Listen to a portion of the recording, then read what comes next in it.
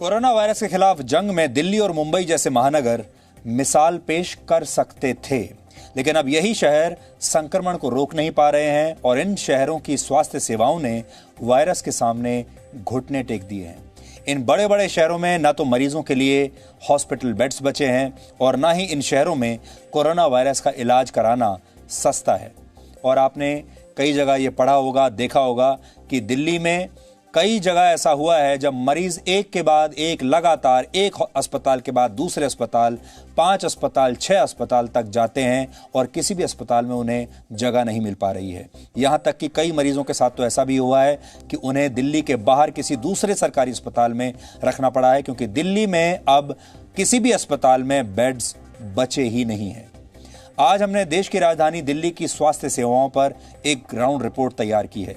हम जानते हैं आप में से बहुत सारे लोग ऐसे हैं जो दिल्ली में नहीं रहते, जो मुंबई में नहीं रहते, लेकिन आज आपको यह रिपोर्ट उस भाव के साथ देखनी चाहिए कि अगर दिल्ली और मुंबई जैसे शहरों में यह हाल है तो आप देश के जिस शहर में, जिस कस्बे में या जिस गांव में आप रहते होंगे, आपके इलाके की हालत क्या होगी अगर दिल्ली और मुंबई की हालत है। यह रिपोर्ट देखकर आप समझ जाएंगे कि कोरोना वायरस के खिलाफ इस लड़ाई में दिल्ली और दिल्ली जैसे दूसरे शहर कहां खड़े हैं और अगर इन शहरों का यह हाल है तो आप जहां रहते हैं आपका क्या हाल होगा।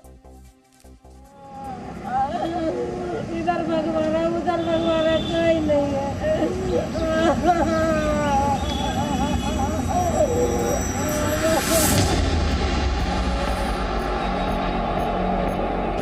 कोरोना वायरस से 4 कदम आगे चलने का दावा करने वाले दिल्ली के मुख्यमंत्री अरविंद केजरीवाल खुद आइसोलेशन में हैं और दिल्ली में बिस्तरों की कोई कमी ना होने का दावा करने वाले उप मुख्यमंत्री मनीष सिसोदिया कह रहे हैं कि दिल्ली में अब कोरोना आउट ऑफ कंट्रोल हो चुका है। कोई भी सरकार एकदम से 80,000 बेड्स के साथ तैयार होगी, 1 लाख बेड्स के साथ तैयार होगी, हम आदर्श के रूप में और उन सब के रूप में बड़ी बड़ी बातें कर सकते हैं, पर जमीनी हकीकत यह है कि कोई भी सरकार इस तरह से, कोई भी शहर इस तरह से तैयार नहीं होगा।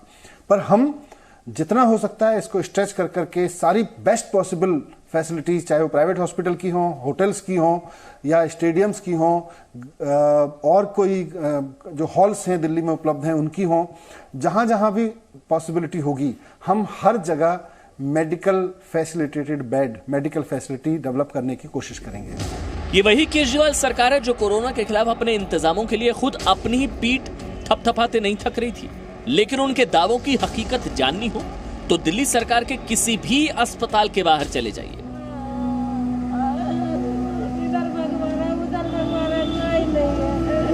ये कोरोना के इलाज के लिए दिल्ली के सबसे बड़े सरकारी अस्पताल LNJP की तस्वीरें हैं। इलाज के इंतजार में रोते बिलखते इन मरीजों को कोरोना पहले मार डालेगा या सिस्टम इनकी जान ले लेगा, ये कहा नहीं जा सकता है। 60 साल की ये बुजुर्ग कोरोना टेस्ट के लिए इतने धक्के खा चुके हैं कि अब मरने की गुहार लगा रहे हैं। पहले प्राइवेट अस्पताल ने लक्षण देखकर ही लौटा दिया और यहाँ तो अंदर घुसने ही नहीं दिया जा रहा है। हम हस्बैंड के साथ अब 5 घंटे खड़े यहाँ आगे गेट पे खड़े हो गए, अब घर वापस जा रहे हैं, क्या करें हम।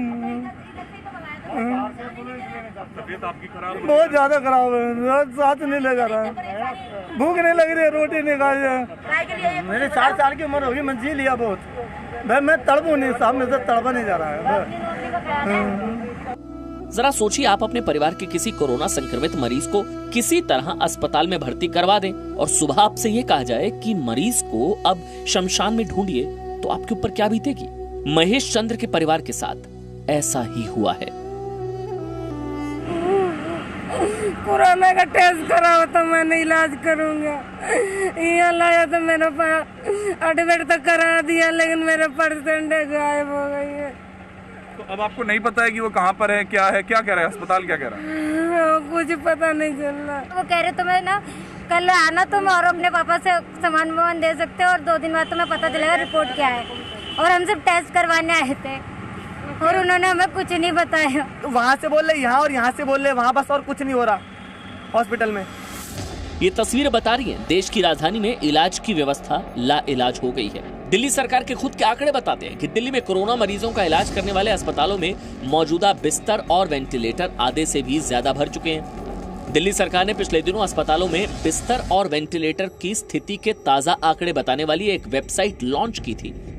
जिसके मुताबिक फिलहाल दिल्ली के अस्पतालों में कोविड-19 के सिर्फ 8,862 बिस्तर हैं और इनमें से आधे से भी ज्यादा करीब 4,672 भर चुके हैं।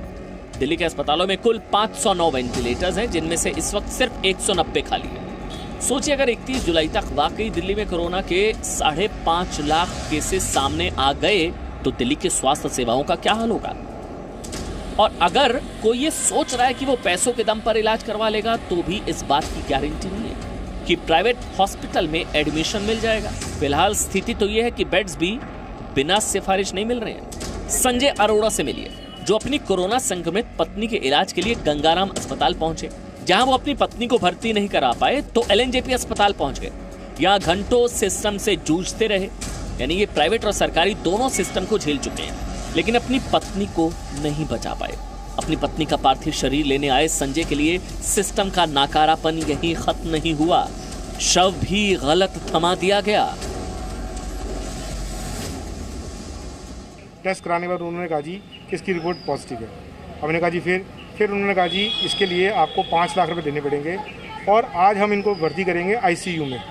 उन्होंने ICU में उनको भर्ती किया और मुझसे उन्होंने उसी टाइम 1,20,000 रुपये ले लिए। 1,20,000 मुझसे ले लिए एक दिन। 50 साल के मुशीर अहमद को सर गंगाराम अस्पताल के कोविड-19 वार्ड में 5 जून को भर्ती कराया गया। आज सुबह मुशीर अहमद की मृत्यु हो गई। परिवार का आरोप है कि अस्पताल अब शव देने से इनकार कर रहा है और परिवार पर यह दबाव बनाया जा रहा है कि पहले वो बिल का भुगतान करे, जिसके बाद ही शव को सौंपा जाएगा। अस्पताल का बिल जानते हैं आप? 2,56,882 रुपए। इससे पहले अस्पताल का 1,20,000 रुपए पहले ही दिया जा चुका है। कई अस्पतालों ने पहली रेट लिस्ट की जानकारी तक चिपका दी है ताकि बाद में पैसे वसूलने में दिक्कत ना हो। ऐसी कोरोना के क्राइसिस के अंदर इस तरीके की लूट क्या जायज है? दूसरी बात यह है कि इन सब हॉस्पिटल्स को सरकार ने कहा है कि आप एडिशनल कोविड बेड्स जो है वो रखिए, बना सकते हैं वो। अब वो कोविड बेड इसलिए बनाएंगे कि लोगों को ज्यादा लूटा जाए। तो दिल्ली सरकार को चाहिए कि इस मामले में जो है इमीडिएटली कोई ना कोई लगाम जो है इनके ऊपर लगना चाहिए। अब डॉक्टर उपेंद्र कौल से मिलिए। ये दिल्ली के निजी अस्पताल में कार्डियोलॉजिस्ट हैं।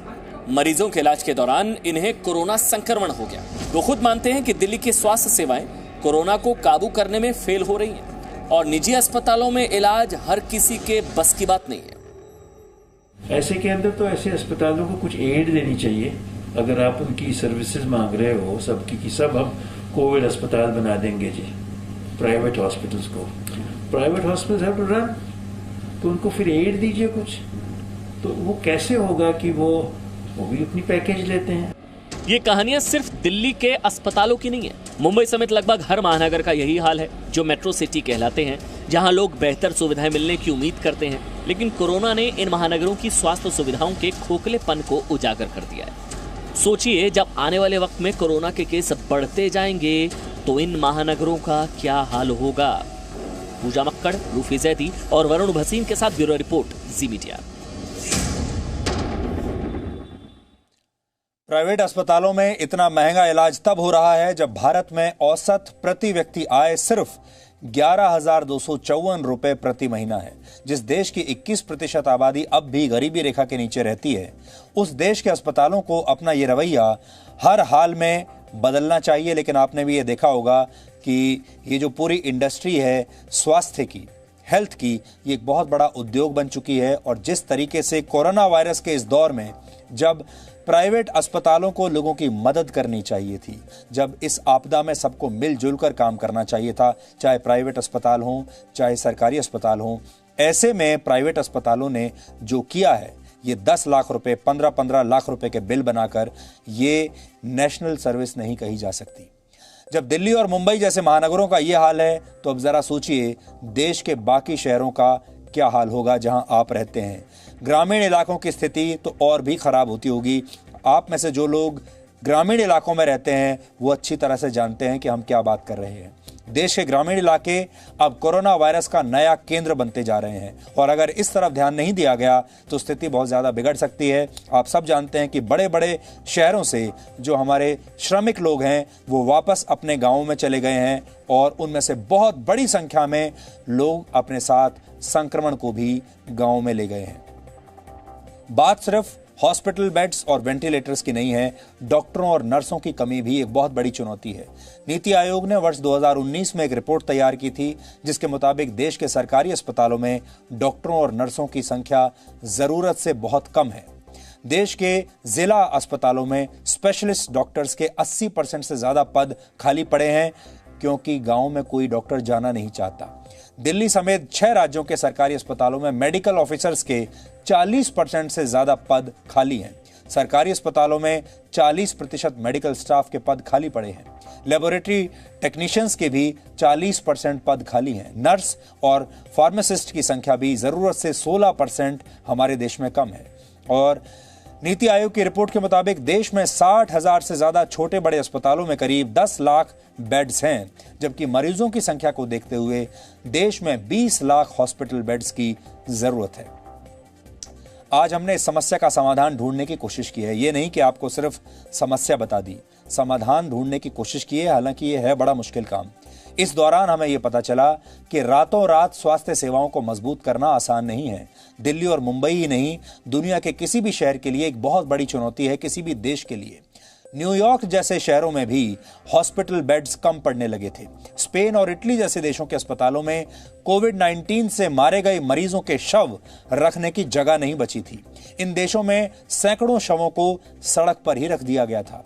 ये कहते हुए हमें बहुत दुख तो हो रहा है, लेकिन मौजूदा स्थितियों को देखकर ऐसा लगता है कि दिल्ली और मुंबई समेत देश के कई शहरों में भी अगर हमने ठीक से काम नहीं किया तो ऐसे हालात पैदा हो सकते हैं। हो सकता है तब डॉक्टरों को यह तय करना पड़े कि किसकी जान बचानी है और किसे मरने के लिए छोड़ देना है, क्योंकि जिन देशों का जिक्र अभी हमने आपसे किया ये सारे बड़े बड़े विकसित देश हैं। ये सारे वो देश हैं जहां का वीजा मिलना आप किसी सपने का पूरा होने जैसा मानते हैं, जहां आप बसने की तैयारी करते हैं, जहां आप सोचते हैं कि इन देशों में रहेंगे तो जिंदगी बन जाएगी। उन देशों में भी हालात ऐसे ही हो गए थे। इन देशों में यह हाल तब था जब ये देश पूरी तरह लॉकडाउन में थे और ये सारे देश ऐसे थे जहां डॉक्टरों ने यह तय कर लिया था कि जिसकी जान बच सकती है सिर्फ उसे रखेंगे और जिसकी तबीयत ज्यादा खराब है, जिसकी जान नहीं बच सकती, उन्हें मरने के लिए छोड़ दिया गया था। खासतौर पर जिन लोगों की उम्र ज्यादा थी, जो सीनियर सिटीजन्स थे, उन्हें मरने के लिए छोड़ दिया गया था क्योंकि वो जानते थे कि इनकी जान बचेगी नहीं। ऐसी स्थिति हमारे देश में भगवान करे ना आए और इसीलिए ये सही समय है जब हमने अगर सख्त कदम नहीं उठाए तो फिर हमारी स्थिति भी वहीं पहुंच जाएगी। अब आखिरी विश्लेषण, हम अब कश्मीरी पंडितों के दर्द का विश्लेषण करेंगे। कश्मीरी पंडित आज से करीब 30 साल पहले अपने ही घरों से निकाल दिए गए थे, उन घरों से जिनमें वो कई पीढ़ियों से रह रहे थे। 19 जनवरी 1990 की रात को कश्मीरी पंडितों के सामने 3 विकल्प रखे गए थे। पहला ये कि वो इस्लाम कबूल कर लें, दूसरा ये कि वो कश्मीर छोड़कर हमेशा के लिए चले जाएं और तीसरा ये कि दोनों विकल्प नहीं चुनने पर वो मरने के लिए तैयार रहें, उन्हें मार दिया जाएगा। ये लोकतंत्र है।